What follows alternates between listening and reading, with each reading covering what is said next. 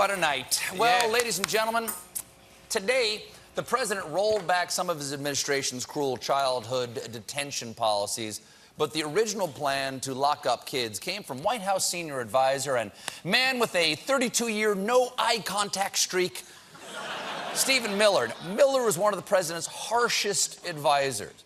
Here he is last year defending Trump's anti-Muslim travel ban, which he helped draft.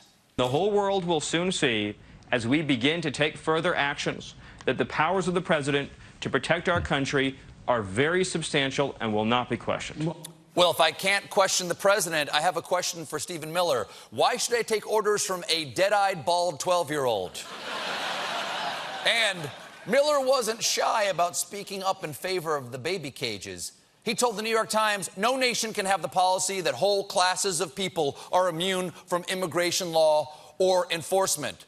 By whole classes of people, he means children, though I have a feeling that when Miller was a child, he had trouble making friends with whole classes of people.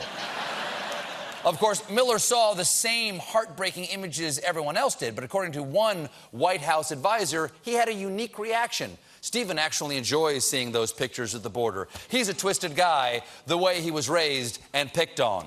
I heard that one bully even cornered Miller in the hall, called him an ugly freak, and took all of his lunch money. And it was last week, and it was Donald Trump. And give it to me. Give me the money, Steve. Give me the money.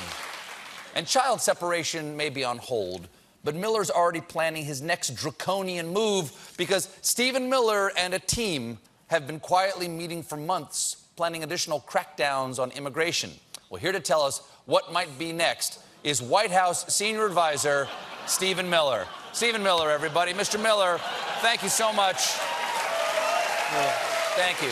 Yes. Well, Mr. Miller, thank you for joining me today. I know there are a lot of people who'd like to talk to you right now.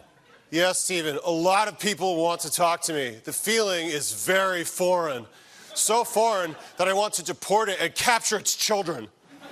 Now, I understand you were a strong advocate for the child detention policy. Were you happy with the results? Oh, yes, Stephen.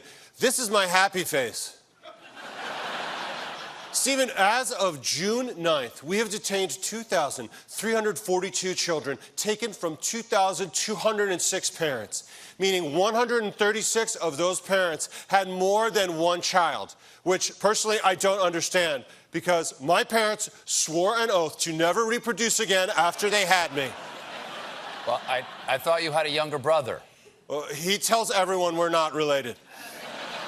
But there was a huge public outcry against this policy. Don't you have any sympathy for these kids? Yes, of course I do, Stephen. At first, I felt sympathy attempting to jump the border of my heart. So I used a deterrent. I cut off my pinky, the child of the hand. I have detained it in a specimen jar with my snake remains. So,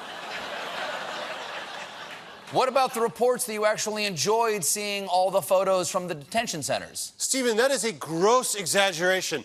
I don't enjoy all of the photos. For example, the ones in which the children are smiling. That is horrible. And yet, you and your team are thinking of even harsher measures? Yes, indeed we are, Stephen. In fact, I brought my team with me here today. Let me show you who they are here. There they are. We performed many policy experiments together. That guy on the top, that's Benito. He's on top of Francisco. Then this one over here is Pol Pot, Genghis. And this little guy in the corner is little Jerry Seinfeld. What, you named one after Seinfeld? Oh, of course. I find his observations about human social behavior very helpful. Why are they called grape nuts? They're neither grapes nor nuts. But it's a fair question, but are you really working on harsher immigration techniques? What could be harsher than putting kids in a cage? Well, putting one kid in many cages. I'm just joking, of course, Stephen. Just like Seinfeld. What is the deal? Look, your policies ripped apart families and caused irreparable damage. And honestly, I can't tell. Do you feel bad or proud? No. No to which one? Feel.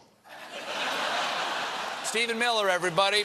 We'll be right back with Trevor